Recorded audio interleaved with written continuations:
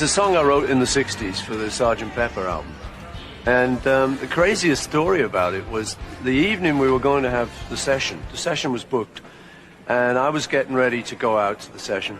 And a guy knocked on my door in London. And at that time I was living on my own, kind of with my bachelor pad in London, you know. So everyone always came around. It was the place to hang out. You could always come to Paul's. It was like any time of the night, you could always crash there. Anyway, this guy comes to the door, and I said, yeah, I didn't recognize him. I said, who are you? He said, I'm Jesus. So I just kind of looked at him, I said, well, you better come in then.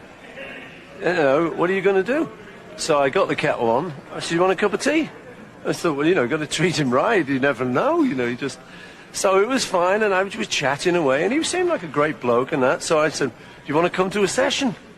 He said, yeah. I said, you'll have to be very quiet and just sit in a corner, though. I said, I don't want to upset everyone, you know.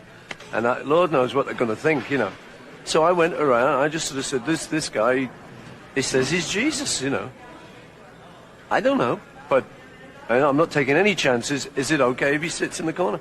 So he sat there for the session on Fixing the Hole. We just made the record, said good night.